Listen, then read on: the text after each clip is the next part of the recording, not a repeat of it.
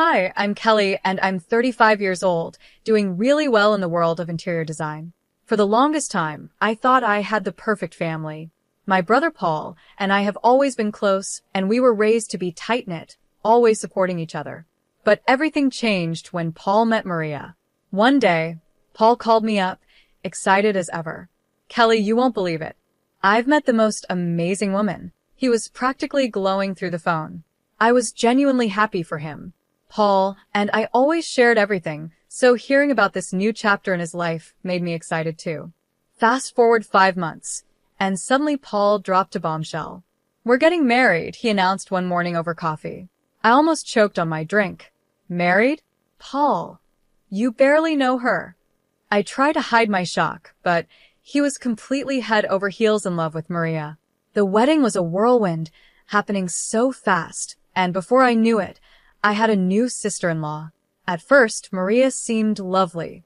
She was all smiles, very polite, and appeared to fit right in with the family. But honestly, something about her felt a little off to me. During one of our family dinners, I started noticing small things. For example, she would steer the conversation in strange directions. "Oh, Kelly, you're still single, right? Don't worry. I'm sure you'll find someone eventually." She said it with a smile, but there was always this tiny hint of judgment underneath her words. I tried to ignore it at first, but the comments kept coming. Every time, they were sugar-coated, but there was always a little sting to them. It was as if she was subtly trying to bring me down. One day, I was helping Mom in the kitchen, and I overheard Maria talking to Paul in the next room. "Honey, don't you think Kelly's job is a bit unstable?" "I'm just concerned about her future," she said. That hit me hard. I had worked so hard to build my business from scratch, and it was thriving. To hear her question my career, like that made my blood boil. Things only got worse from there. At Paul's birthday party, Maria accidentally spilled red wine on my brand new dress. "Oh, I'm so clumsy," she said, laughing. "But don't worry, it probably wasn't that expensive, right?" I smiled through it, but inside, I was furious. It felt intentional, like she was trying to humiliate me. Later that night, I vented to my best friend, Rachel. "Something's not right with Maria," I said, frustrated. Rachel nodded in agreement. "I've noticed it too. The way she looks at you when she thinks no one's watching, it's like she's sizing up the competition," Rachel said. That made me pause.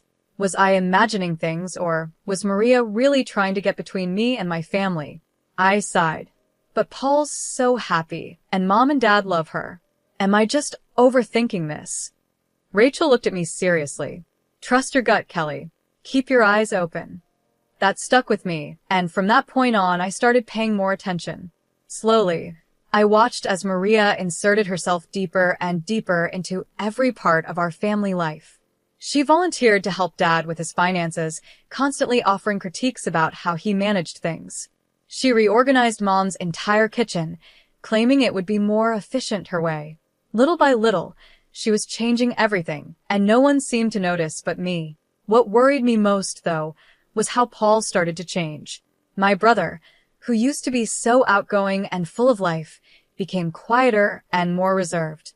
Whenever we'd talk, he would always defer to Maria's opinion, like he couldn't make a decision without checking with her first. It was so unlike him, and I couldn't shake the feeling that something was terribly wrong. One afternoon, while out shopping with Mom, I tried to bring it up. "Have you noticed anything strange about Paul lately?" I asked. Mom just smiled and shook her head. "Oh, you're overthinking it, dear. Maria's been wonderful to him." But I wasn't so sure. Something was changing, and I had a sinking feeling that Maria was behind it. I just didn't know how to make anyone see it before it was too late. I decided to talk to my mom about what was happening. "Mom, have you noticed anything different about Paul lately?" I asked, trying to keep my voice steady. She hesitated for a moment before replying, "Well, he's married now. Change is normal, sweetheart." "But, Mom," I pressed on, "it's like he's not even the same person anymore." Mom gave me a soft smile. "You're just not used to sharing him. Give it some time." I wanted to believe her, but time only made things worse. Every family gathering turned into a battlefield of passive-aggressive comments and tense moments. I tried to keep the peace, biting my tongue when Maria would make one of her snide remarks. but the stress was getting to me. My work started to suffer. My designs weren't coming together, and I found myself losing sleep night after night. One evening, after a particularly rough family dinner where Maria had subtly criticized everything from my outfit to my latest design project, I broke down in my apartment. I couldn't hold it in anymore. The tears flowed, and I felt completely overwhelmed. Just as I was starting to pull myself together, my phone rang. It was Rachel. "Kelly, are you okay? You seemed off at dinner," she asked, her voice full of concern. I couldn't hold back anymore. Everything I had been bottling up for months spilled out. I told her about my suspicions, my fears, and how I felt that Maria was slowly isolating Paul from the rest of us. Rachel listened patiently, and when I finished, she spoke firmly. "Enough is enough, Kelly. It's time to start digging. There's more to Maria than meets the eye, and we're going to find out what it is." As I hung up the phone, I felt a strange mix of determination and dread. I loved my family, and I would do anything to protect them, even if it meant exposing the person who had slowly infiltrated our lives, hiding behind a friendly smile. Little did I know things were about to get much, much worse. The annual family barbecue at my parents' house was supposed to be a day of relaxation and bonding, but instead, it turned into a nightmare that I'll never forget. Everyone was gathered in the backyard. Dad was at the grill, Mom was setting out salads, and Paul was helping Maria with her chair. I was chatting with my cousin when Maria's voice cut through the noise, interrupting us. "Kelly, sweetie, could you grab me a drink? You're not doing anything important, right?" Her words stung, but before I could respond, Mom called everyone to the table to eat. The tension was already building, and as we sat down for the meal, it only got worse. Throughout dinner, Maria kept making little jabs. "This potato salad is delicious, Mom. Much better than the store-bought one Kelly brought last time," she said with a smirk. That was it. I couldn't stay silent any longer. "At least I contribute something, Maria. What exactly do you bring to these gatherings besides criticism?" I shot back. The entire table went silent. Maria's eyes narrowed, and with a cold smile, she responded, "Well, I bring class for one thing. Something you clearly lack." Before I could stop myself, the words flew out of my mouth. "Class? Is that what you call being a manipulative bee?" "Kelly," Paul's voice cut through the tension, shocked by my outburst. But I didn't care anymore. I was tired of biting my tongue, tired of pretending everything was fine. Maria stood up from the table, tears welling up in her eyes. "I can't believe you'd say such things after everything I've done for this family," she cried dramatically before storming off. Paul, of course, followed her without a word. I sat there, fuming, as my parents gave me disappointed looks from across the table. I knew they thought I had crossed a line, but I didn't regret what I had said. Maria had pushed me too far, and I couldn't hold it in any longer. Later, after most of the guests had left, I sat alone in the backyard, replaying the entire evening in my mind. What had I done? Would things ever be the same with Paul again? And more importantly, how would I ever get my family to see what Maria was really doing to us? As I was helping to clean up after the family barbecue, Maria cornered me in the kitchen. Her tone was cold and threatening as she whispered, "Listen here, you little nobody. Paul is mine now, and soon, this whole family will see you for the jealous, pathetic person you are." I was stunned by her words. "You're delusional, Maria," I replied, trying to keep my cool. That's when things escalated. Maria grabbed a fistful of my hair and yanked it hard. "Am I?" she hissed, pulling me toward the living room. "Let's see what Paul thinks about his precious sister now." She dragged me by my hair into the living room, where Paul was sitting, chatting with Dad. "Paul, look what your sister did," Maria cried out, putting on her best act of an innocent victim. "She attacked me." Paul turned around, his eyes wide with shock. "Kelly, what the hell?" he said, disbelief clear in his voice. I tried to explain, but Maria's fake tears and dramatic performance drowned me out. Paul wasn't even listening. His anger was directed at me, not her. "I think you should leave, Kelly," he said quietly but firmly. Humiliated and furious, I grabbed my things and walked out, my heart heavy with frustration.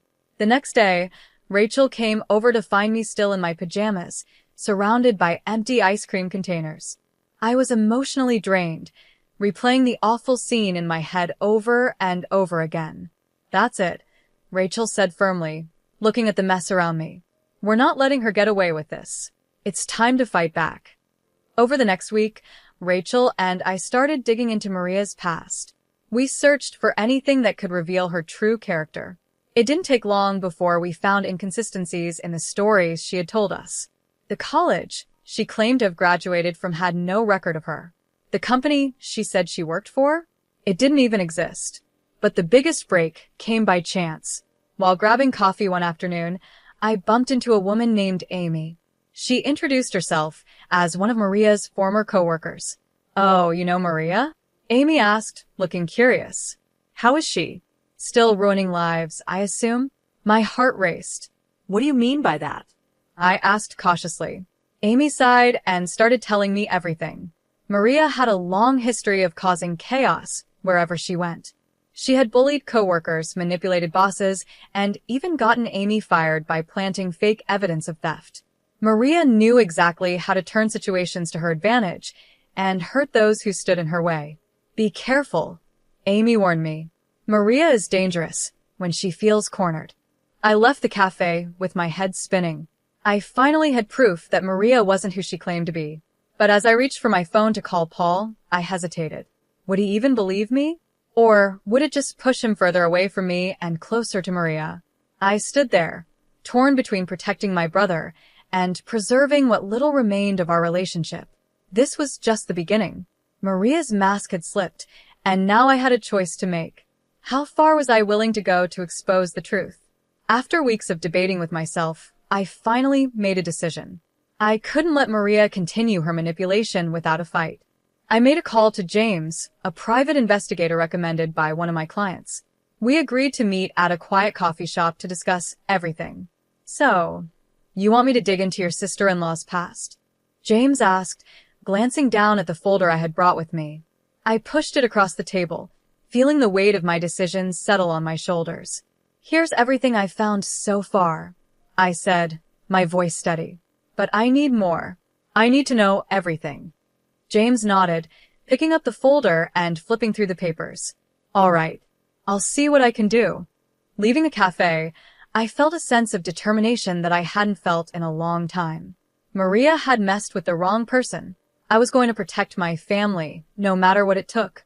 Little did I know, the path ahead was going to be even more difficult than I imagined, but I was ready. It was time to uncover who Maria really was, and I wasn't backing down. As James flipped through the pages of the file I gave him, he let out a low whistle. "Your sister-in-law has more red flags than a parade," he said, shaking his head. "I'll see what I can dig up." 5 weeks later, James called me with news that sent chills down my spine. "Kelly, your sister-in-law isn't just a liar, she's a professional con artist. She has multiple identities and fraud charges in 4 different states. And get this, she's been using your brother's business to launder money." My hands started to tremble as I tried to absorb what he was saying. "How?" "How is she doing that?" I asked, barely able to get the words out. "Fake invoices, ghost employees, the whole works," James explained. "Your brother's company is a ticking time bomb." I thanked James and hung up the phone, my heart pounding. I had to tell Paul. But how could I break this news to him? Just as I was trying to figure out what to do next, my phone buzzed with a text from my mom. "Family dinner tonight. Maria insists." Please come." Great. Just what I needed. The atmosphere at dinner was tense from the moment I walked in. It was like everyone could feel that something was off, but no one wanted to acknowledge it. Maria was all smiles, playing her usual game. But when her eyes met mine, there was something cold and calculating about her stare. Paul was sitting next to her, looking a bit tired. Maria, in her sweetest voice, suddenly said, "Paul, honey, why don't you tell everyone about our vacation plans?" Paul cleared his throat, looking a little uncomfortable.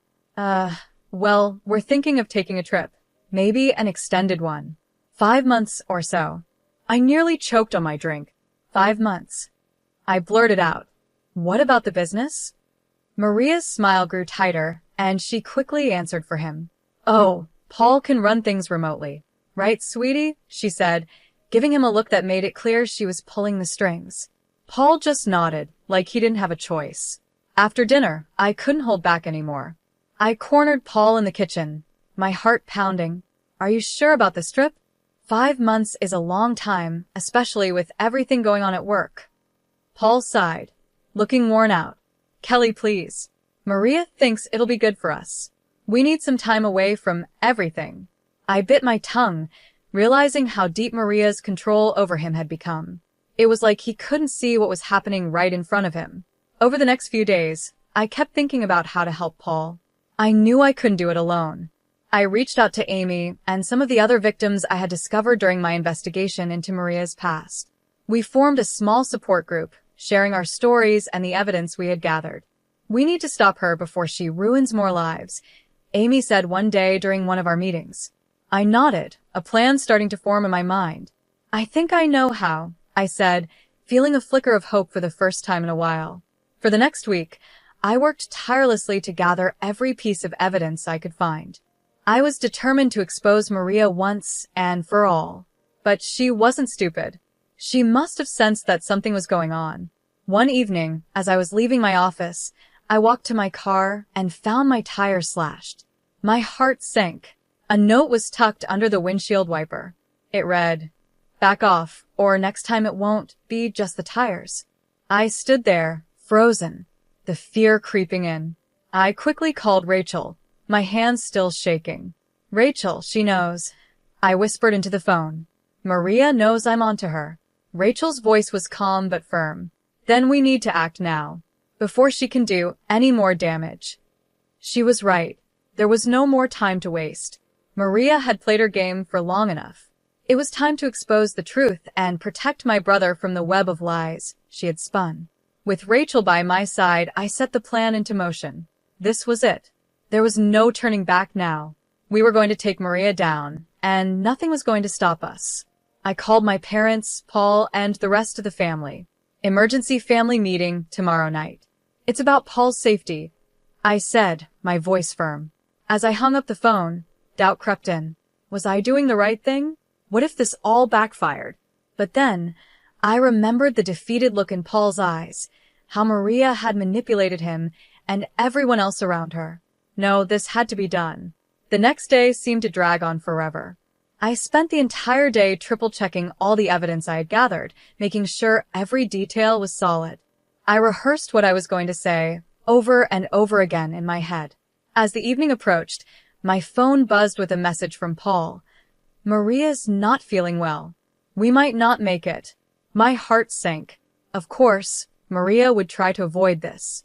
I texted back quickly. Please, Paul. It's important. I wouldn't ask if it wasn't. Hours passed, and I heard nothing. I was starting to give up hope when I heard a car pull up outside my apartment. Peeking out the window, I saw Paul helping Maria out of the car. She looked pale and leaned on him dramatically. It was obvious that she was putting on a show. As Paul and Maria entered my apartment, the tension in the room was thick. My parents, Rachel, Amy, and a few others were already there, waiting. Maria clearly didn't expect this kind of gathering. What's going on? Paul asked, confusion evident in his voice. I took a deep breath, trying to steady my nerves. Paul, everyone, it's time you all knew the truth about Maria. I was calm but determined. This was the moment of truth. Maria's eyes narrowed. Kelly, you're being ridiculous, she snapped, but I didn't let her continue. I pulled out a stack of documents from my bag and held them up. Maria, or should I say Amanda? Or is it Lisa? How many identities do you have? I asked, staring straight at her. Paul's face went pale as I laid out the evidence in front of everyone, the fake names, the fraud charges in different states, the money laundering through his business. Amy and the others shared their stories of how Maria had manipulated them, the lies, the deceit, the way she had hurt so many people. Maria tried to interject, her voice growing hysterical. They're lying, Paul. Baby, you know me, she cried, desperately trying to keep her mask intact. But I could see Paul's disbelief turning into anger. Is it true? Paul asked, his voice shaking. Have you been using my company to launder money? The mask Maria had been wearing for so long finally cracked. Her sweet, Innocent demeanor vanished, replaced by cold, hard fury. "You're all idiots," she hissed, her voice dripping with venom. "Paul, you are so easy to manipulate, and the rest of you? Pathetic." The room went silent. Mom gasped in shock, and Dad clenched his fists. Paul looked utterly heartbroken, his world crashing down around him. Maria saw her way out and made a dash for the door, but Amy was quicker. She stepped in front of Maria, blocking her escape. "Not so fast," Amy said firmly. "The police are on their way." The next few hours were a blur. Maria was arrested, screaming and shouting threats as she was led away in handcuffs. She didn't try to hide her true nature anymore. The mask was gone, and all that was left was the real Maria, manipulative and dangerous. Paul sat in silence for the rest of the evening, trying to process everything that had just happened. It was hard to watch him like that, knowing how much pain Maria had caused him. Days turned into weeks. Paul filed for divorce almost immediately. He also worked tirelessly to save his business, trying to undo the damage Maria had done. It was going to be a long road to recovery, but Paul was strong. I knew he would make it through, even if it took time. As for me, I was relieved. We had exposed Maria for who she really was. I had protected my family, and even though it was a painful experience, I knew we were all better off now that Maria was out of our lives for good. In the end, it wasn't just about the evidence or the lies. It was about standing up for what was right, even when it was hard. And I knew that Paul would heal, and our family would become stronger because of it. We had faced the truth, and we had won. I stood by Paul's side through everything. Months later, as we celebrated the successful relaunch of his company, he pulled me aside and said, "Kelly, I'm sorry I didn't believe you sooner. Thank you for not giving up on me." I hugged him tightly, feeling our bond stronger than ever. As I looked around at my family, now free from Maria's toxic influence, I realized how important it is to trust your instincts and stand up to people who try to bring you down. It wasn't easy, but it was worth it. We were free, together, and stronger for having gone through this storm. And that's the end of my story. Now, I have a question for you.